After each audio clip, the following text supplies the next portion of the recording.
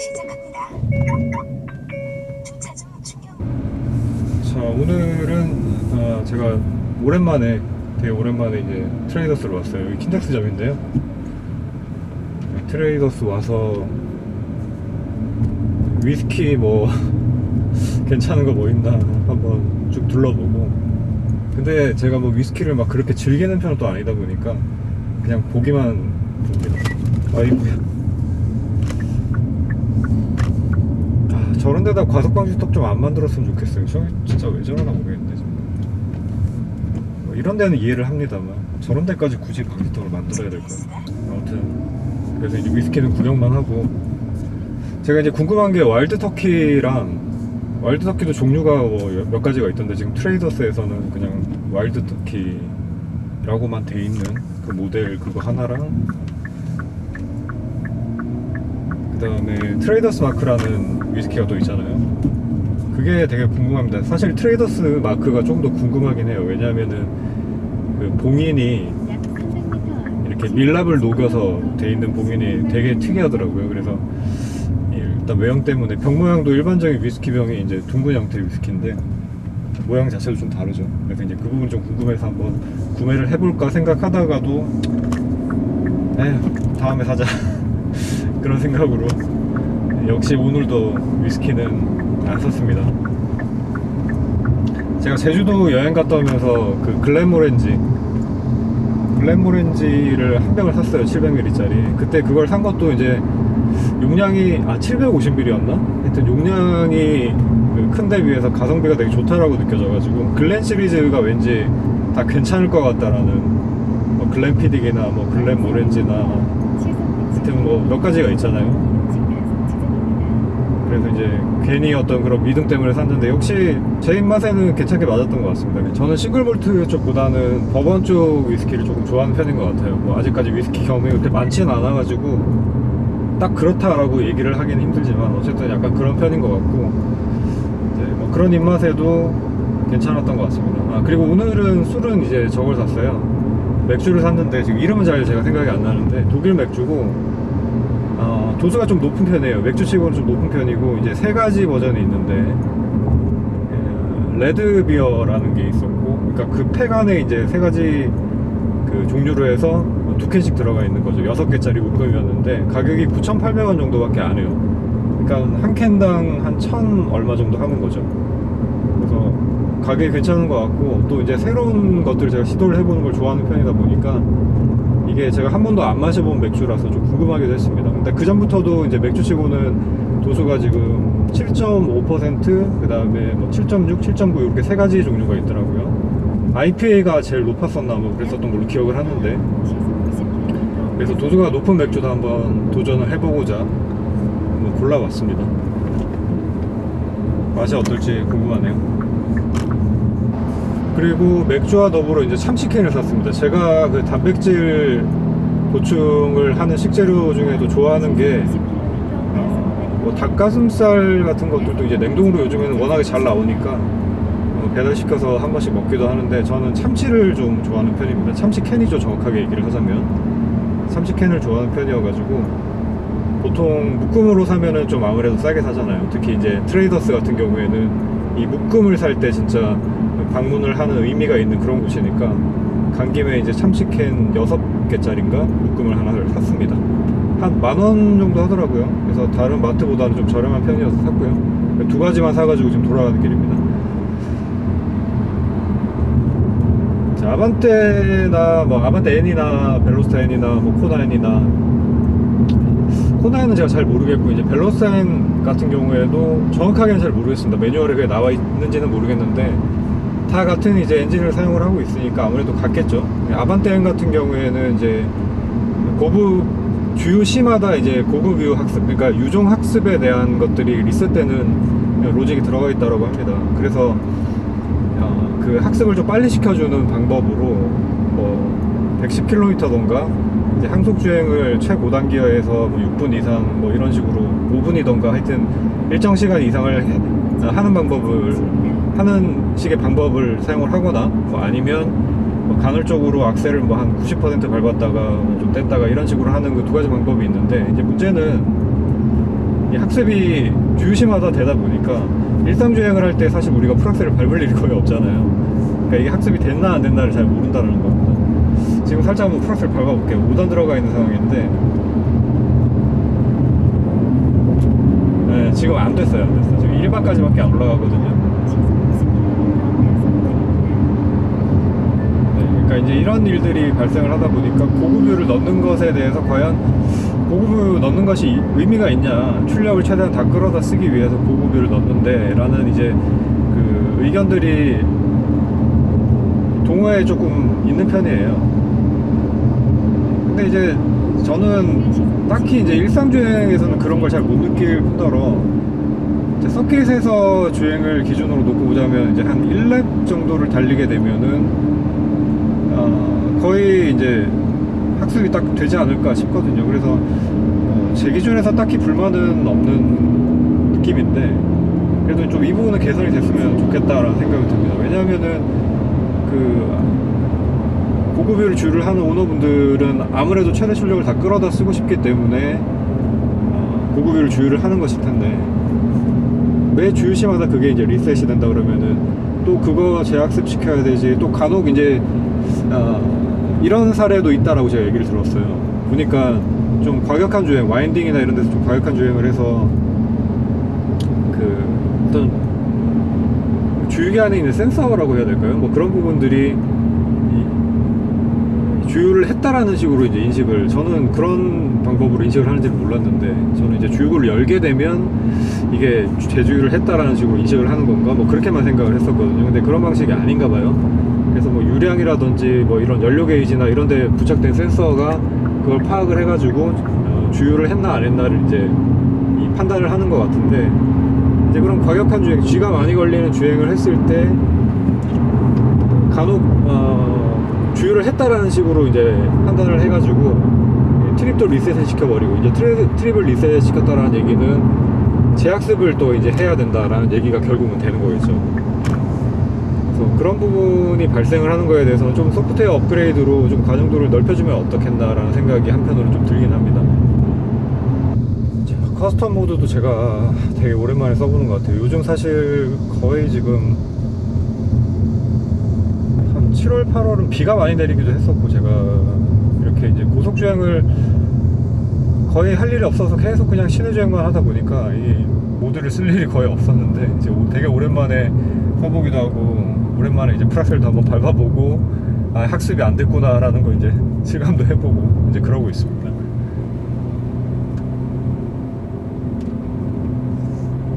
제가 이제 차를 바꾸게 되면은 나도 이제 서킷 주행을 좀 해봐야지, 사실 그런 생각을 했었거든요. 근데 막상 한번 서킷을 갔다 와 보니까 가는 데까지가 너무 힘들어가지고 지금 다시 가로 엄두가 솔직히 안 납니다. 이게 당일치기로 갔다 오기는 너무 빡셀 것 같고, 또 그렇다고 이제 1박 2일을 가자니 이 소모되는 비용, 서킷 한번 가자고 뭐 혼자서 가는데 기름값에다가 기본적으로 들어가야 되는 뭐 숙식비에다가 뭐 밥값에다가 뭐 이런 것들 있잖아요. 그 정도로 내가 감수를 하고 서킷을 가서 달릴 때 느끼는 즐거움이 그 정도로 클까? 그 생각을 자꾸 하게 되더라고요. 일단 근데 그런 모든 것보다도 일단 가는 데까지 시간이 너무 많이 걸린다는 거. 제가 집이 이제 서울에서도 강서구 쪽에 있다 보니까 완전히 서울을 횡단을 해가지고 벗어나야 되잖아요. 그런 부분이 있어서 차를 살 때 이제 예상을 어느 정도 하긴 했었던 부분인데, 생각보다도 이 서킷이라는 곳의 어떤 접근성이 되게 중요하구나라는 생각을 하게 됐습니다. 한 용인 정도만 돼도 진짜 가볼만 할 텐데 말이죠. 아무튼 오랜만에 이렇게 조금 달려보고 하니까 되게 기분 전환도 되고 좋네요. 그동안 제 본업이 좀 바쁘기도 했었고, 그리고 앞서 제가 촬영한 영상이 너무 두서없이 얘기를 하다 보니까 이게 영상을 제가 올릴 수 있을지 편집을 해서 그건 모르긴 하는데, 지금 상태에서는 항상 그렇습니다. 제가 이제 편집을 하기 전까지는 영상을 과연 쓸 수 있을까? 뭐 그런 생각을 또 하다가도 막상 편집을 해보면 생각보다 쓸만하네, 뭐 이렇게 이제 생각이 또 들 때도 있거든요. 그래서 이제 편집을 하기 전까지는 영상을 이거 과연 업로드를 해도 되나, 할 수 있을까, 그런 생각을 하게 되는데, 아무튼 만약에 이제 그 영상을 올릴 수 있게 된다라고 하면, 제가 이제 영상에서 했었던 얘기들이 매운맛 버전에 대한 걸 말씀을 드렸잖아요. 그러니까 대부분의 수동 운전자라고 하기도 그렇죠. 제가 뭐 통계 조사를 해본 건 아니니까. 근데 이제 제 예상으로는 아마 보통의 운전자분들이 대부분 다운시프트를 할 때에도 반클러치 같은 것들을, 특히 이제 브레이킹이 들어가는 그 다운시프트에 있어서는 힐앤토라는 게 앞서도 말씀드렸지만 동작 자체에 위화감이 있기 때문에 이 조작에 어려움이 많아서 대부분 그걸 사용을 하지 않으실 거라고 생각이 돼요. 연습이 많이 필요한 동작이고, 수동차 자체를 타는 거에 대해 있어가지고 조작에 어떤 두려움이나 위화감이 느껴지시는 분들이 있다면, 그분들이 과연 뭐 다운시프트를 할 때 내가 힐앤토를 써야지 이렇게 생각을 하시지는 않을 것 같거든요. 그래서 그런 분들 기준으로 봤을 때는 힐앤토라는 테크닉이나 이런 제가 매운맛이라고 표현하는 레브 매칭 뭐 다운시프트 테크닉들이 전혀 쓸모가 없다, 내지는 꼭 그렇게 해야 되나? 나는 지금까지 아무 문제 없이 해왔는데 라고 생각을 하실 수 있는 여지가 충분히 있을 것 같아요. 근데 이제 그 영상에서도 말씀을 드렸다시피 그렇게 생각하시는 분들은 제 영상은 신경 쓰지 않고 그게 잘못됐다라는 게 아니기 때문에 신경 쓰지 마시고 본인이 하던 방식으로 계속 하시면 됩니다. 그렇지만 이제 그렇게 운행을 하는 부분에 있어서 조금이라도 갈증을 느끼시거나 새로운 방법을 시도를 해보고 싶으시다 하시는 분들은 이제 제가 하는 그런 방법을 선택을 해보시면 되겠는데요.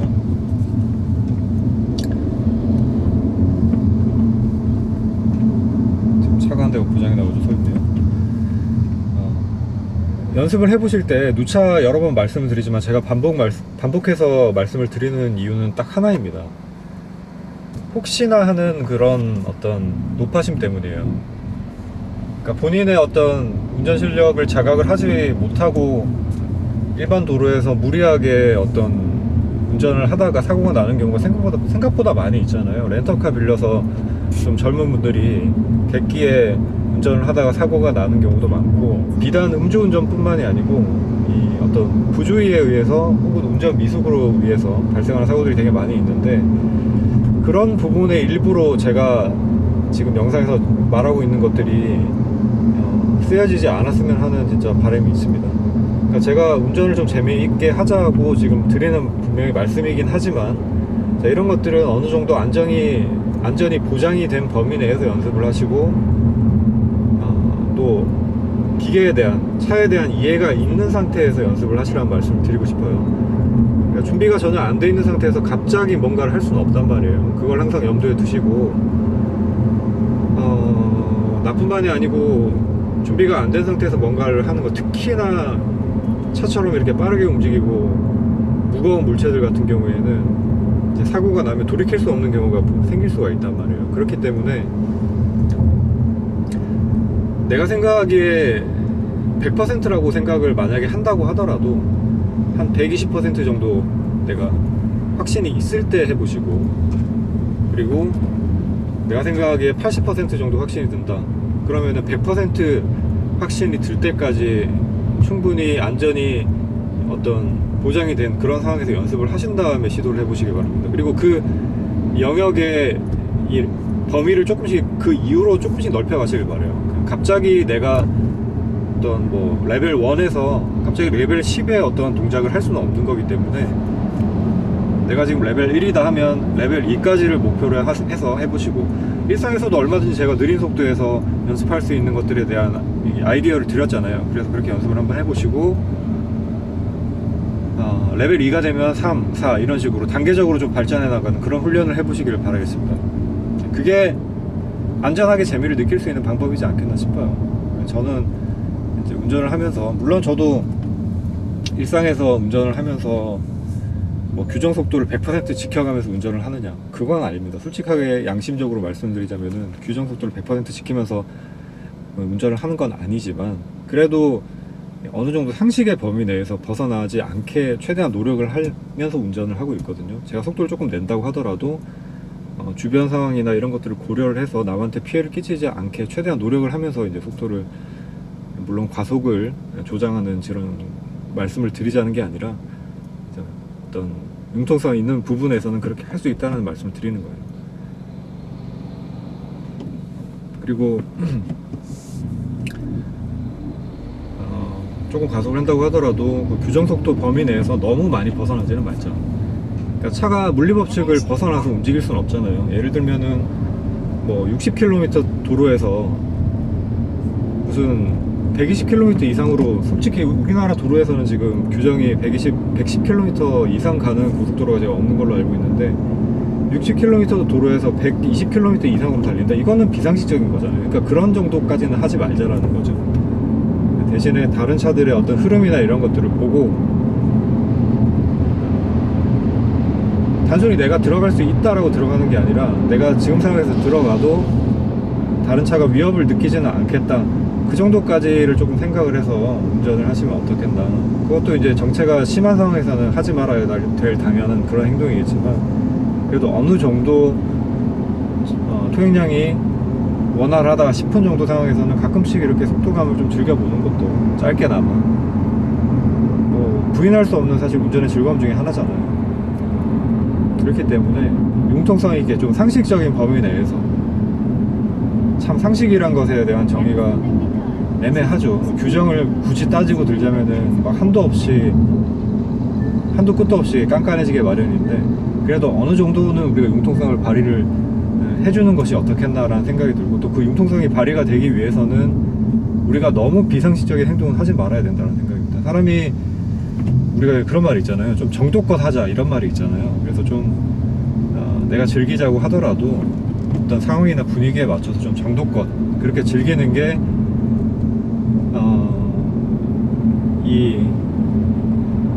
이런 속도를 즐기고 차를 즐기는 사람들을 혐오하는 사람들을 좀 줄이는 데 있어서 조금이나마 좀 도움이 되지 않겠나라는 생각을 해봅니다. 때와 장소를 가리지 않고 과속을 하는 그런 사람들, 남한테 피해를 주는 사람들 때문에 이제 싸잡아서 이렇게 자동차를 좋아하는 사람들이 좀 매도가 되는 경향이 없지 않아 있는 것 같거든요. 특히 이제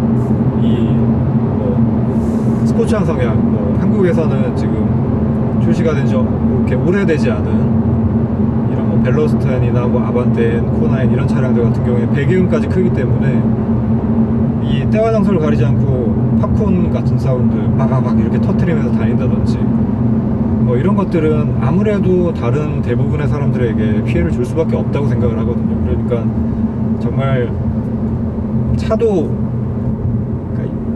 주택가가 밀집한 그런 곳에는 절대 하지 마시고, 그리고 주택가가 조용한 주택가가 아니라고 하더라도 인적이 좀 없는 자동차 전용 도로 같은 곳이 아니면은 가급적이면 좀 자제를 하시는 게 어떨까 말씀드려봅니다. 어떻게 하다 보니까 지금 얘기가 여기까지 흘러왔는데요. 네, 아무튼 뭐 오늘 영상은 지금 두 편을 이렇게 찍게 됐는데, 한 편은 다운시프트 매운맛을 하는 거에 대한 영상을 하나를 남겼고, 나머지 하나는 뭐 거의 잡담에 가깝네요. 이렇게 두 편의 영상을 마무리를 해보겠습니다. 서울은 또 내일부터 비가 내린다고 하는데, 지금 여러 지역에 이 비 피해가 정말 만만치가 않죠. 그래서 피해가 더 크지 않고 여름이 좀 무사히 잘 지나갔으면 하는 바람입니다. 자, 저는 또 다음 영상으로 인사드리도록 할게요. 지금까지 레인이었습니다. 시청해주셔서 감사합니다.